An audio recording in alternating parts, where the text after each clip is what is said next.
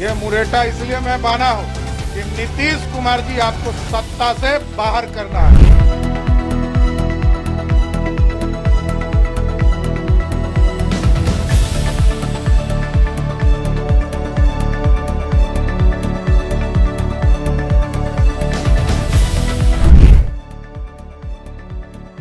राम के बहाने नीतीश कुमार के कदमों में झुक गए हैं।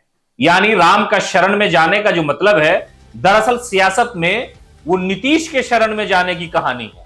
हम बात कर रहे हैं सम्राट चौधरी की। 22 महीने बाद पगड़ी खोला, बाल मुंडवाया और सरयू में स्नान करने के बाद कहा कि भगवान श्री राम के चरणों में अपनी पगड़ी डाल दी। दरअसल ये राम के बहाने सत्ता में बड़े दिनों से है और इसका फायदा राजनीतिक तौर पर मिलता है। चाहे वो कोई भी सियासी पार्टी हो, राम का नाम जब लेती है तो इसका सीधा सीधा मतलब है कि अपनी नाकामी पर पर्दा डालने की कोशिश की जा रही है। अब बताइए कि सम्राट चौधरी ने खुल करके कहा था, जब सरकार गिरी थी तो कहा यह था कि जब तक नीतीश कुमार को मुख्यमंत्री के कुर्सी से हटा नहीं देंगे उस वक्त तक सम्राट अपनी ये पगड़ी नहीं खोलेगा।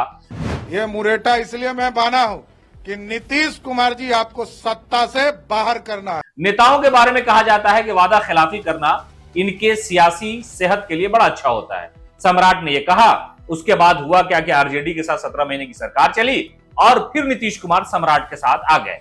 अब सम्राट चौधरी को यह लगने लगा कि नीतीश कुमार को हटाना या नीतीश कुमार का हट जाना हमारे सियासी बिसात में तो है नहीं। बड़े मतलब जिस वक्त वो प्रदेश अध्यक्ष बने, जो कारकर्दगी उनकी थी वो इसी बहाने थी, इसी वजह से थी कि नीतीश और तेजस्वी यादव का बड़ा जोरदार विरोध किया। तो उस विरोध की वजह से वो आनन फानन में, जुनून में आकर के हतोत्साहित होकर के उन्होंने पगड़ी बांध ली। और जब मीडिया के लोगों ने बातचीत किया कि पगड़ी क्यों बांधा है, पगड़ी कब उतारेंगे, तो कहा कि जब तक नीतीश कुमार भ्रष्टाचारी नेता और बालू माफिया से साठगांठ करने वाले नीतीश कुमार को हटा नहीं देंगे उस वक्त तक हम पगड़ी नहीं खोलेंगे।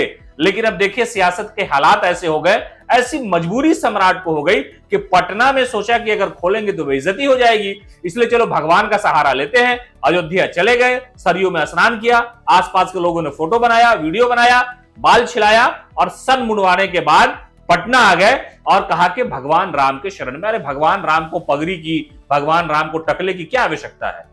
यानी सियासत में यह कहा जा सकता है कि राम के चरण में जाना तो एक बहाना है, धार्मिक बहाना है। दरअसल नीतीश कुमार के चरण में वो चले गए हैं।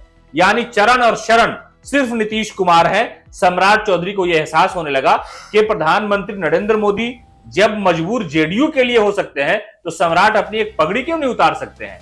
हालांकि आरजेडी ने इस पर बड़ा कटाक्ष किया और कहा कि देखिए ये सब सीधी बात है कि भाजपा के नेता जो कहते हैं वो करते नहीं है, इसलिए उनकी जबान का कोई वैल्यू नहीं है। सम्राट ने कहा था कि नीतीश को हटा देंगे, नीतीश तो हट नहीं रहे, इसलिए सम्राट ने अपने आप को समर्पित कर दिया।